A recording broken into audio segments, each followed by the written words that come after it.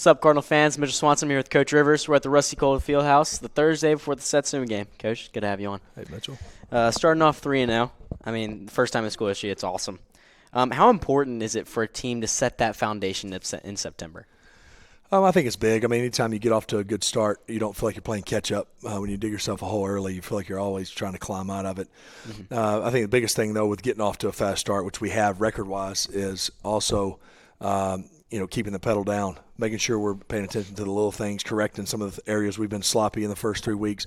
Hadn't cost us yet, but we know that it can. And so the biggest thing is you want to get better along the way and not just kind of find a way to win but not really improving. So I think that's been our biggest thing we've been talking about is, hey, let's keep winning. Let's go 1-0 this week. Let's get to 4 in a row, but let's make sure we're improving while we're winning and not just winning the game. Yes, sir. Against W.S. Neal last week, we allowed over 350 yards rushing. 85 of those were from the QB. What are we stressing this week in practice? Well, I think it's just, speaking defensively, it's tackling. It's tackling and leverage. We talk about keeping the cup. Defensively is a phrase we use about keeping the cup. You have a force player, a pursuit player, and a field player. And if you get a leaky cup, that's when big runs happen. So keeping the cup and tackling is the biggest thing, emphasis defensively, because when we do that, and you saw it, you've seen it throughout the first 3 weeks. We weren't great in the W.S. Neal game, but when we do that, we get teams off the field 3 and out quite a bit. So yes, sir. that was the biggest emphasis of the week defensively. W.S. Neal barely even threw the ball. Were you expecting such a lopsided rushing attack from the W.S. Neal? Yeah, no, I think so. I mean, they threw it a little more in their first game. We only had one game of film on them from this season. And their quarterback threw it pretty good in the first game. Threw it down the field a little bit. So I didn't expect them to run it quite that much. But I think again, in my mind, they were saying let's run it, and if we can get first downs, it keeps our offense on the sideline.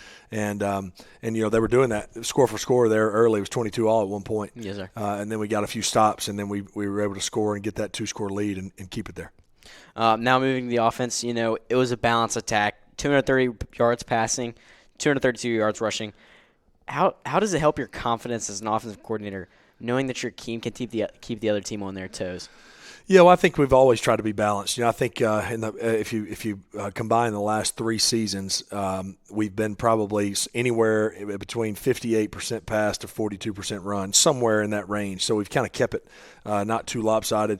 I don't think about that in game. Yes, sir. It just works out that way, but I think I've come to believe that's the best. I had one former coach that always said you throw to score and you run to win, and so you got to be able to run the football to win games, but there's times when you throw it to score, and yes, then sir. we were able to do that to score fast the other night 2 times in a row. I think we hit Noah on a short throw and made a long run, and then we went right back to Brody on a go ball, and so we were able to stretch out the lead in a hurry. But we're going to be balanced. We need to continue to be balanced. I think there's some times coming when we may throw it a little bit more, and then there's going to be some games where I think we're going to have to grind it out a little bit and play that complementary football depending on which offense we're playing on the other side. Yes, sir. W.S. Neal did keep Birdie Jones under 100 yards receiving. Was that more of a defensive coverage stat, or was it kind of more game plan? They definitely had a plan for him. They were kind of playing their regular defense, but then having kind of a guy, best comparison I can make is to a box and one in defense.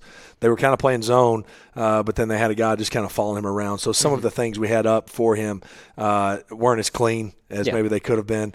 And then he had a few opportunities, to get over that 100 mark and didn't come down with it, which, those things, to me, I call those fluke things happening. I mean, nobody tries to drop a ball. Nobody tries to throw an interception. Nobody wants to miss a tackle. You're just going to do that because we're playing a game. You watch opening weekend on the NFL, and there's guys that drop balls. There's guys that throw pick sixes. So some of those things happen, and you got to quickly move on from them. You write them off and move on. It's the alignment, assignment, the fundamental technique things that you got to stress and not overlook. The plays you make and don't make, I don't sweat those much because the guys that make them most of the time, when they don't make it, you don't hang on it very long because they're going to make up for it in a hurry. Gunner had an excellent game. He was 20 out of 29 for 203 yards passing. and that is nearly 70% efficiency throwing the ball. We had 12 first downs to the air, 49-yard touchdown to Noah, and 0 interceptions. Could you expand on Gunner's play so far this season, also the growth at his position from last year? Yeah, it's been steady. I thought he was good against W.S. Neal. I also thought he got a little bit sloppy's probably too strong of a word, but in the pocket he was a little bit. His drop and some of his rhythm was a little off.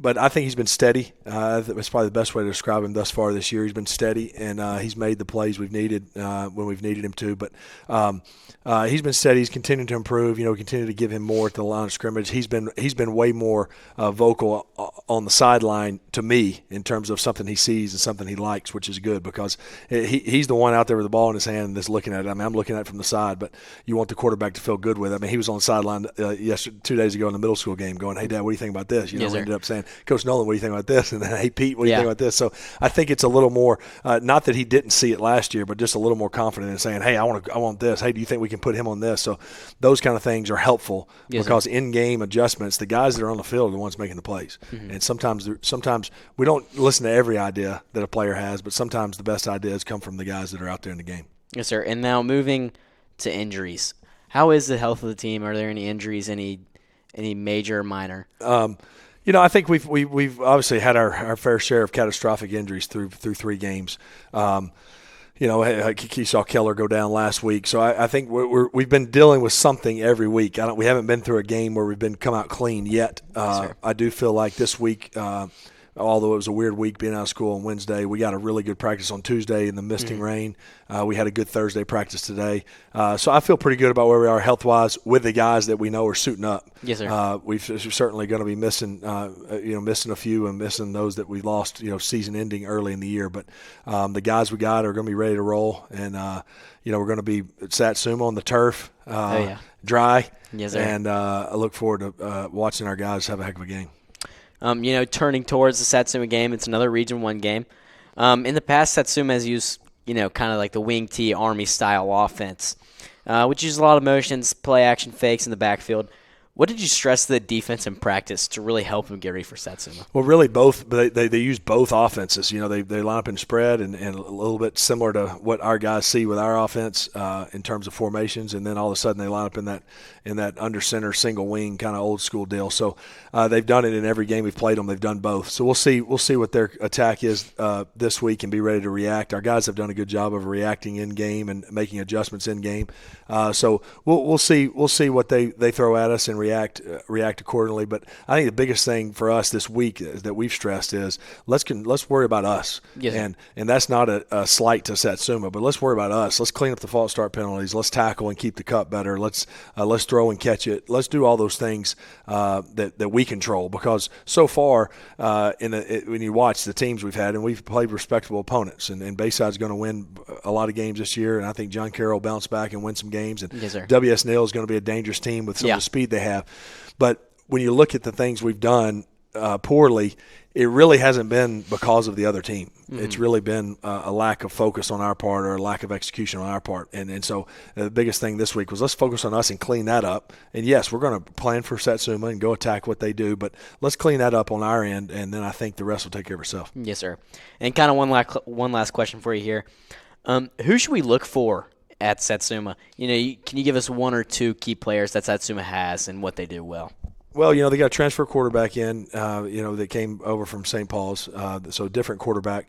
They got a couple linebacker bodies that are tough, that will get downhill and hit you, which I thought 25 for W.S. Neal last week was a good player. He's only a 10th grader. Mm-hmm. So sometimes it takes getting out there. Sometimes it's hard on the tape to see. I'm still trying to get better on watching the film of kind of, because you don't know about the opponents they're playing. Obviously, they played Mobile Christian, who we know won the 3A state championship last year. We had that film on them, and Mobile Christian jumped on them in a hurry. And then Cottage Hill, it's just hard to tell. Sometimes you're not sure. When we were preparing for John Carroll, I was trying to fill out how good Homewood was. Homewood beat them 35-6. What does that mean for John Carroll? Sometimes it's hard to see till you get out there. But I really think we're going to get out there on their turf. They got a great environment. Last time we were over there, it was a fun environment, and play fast. I think we're going to play fast. We're going to play with a lot of energy, and I think our guys now understand, hey, this is a big step for for us to get to 4-0, and then we come back at home for homecoming, and then we get a little breather with a bye week. So this is a big road region game for us, and looking forward to watching our guys play. Yes, sir. Thank you for joining us, Coach. Good luck and safe play this week. Please remember to like and subscribe. St. Michael, defend us.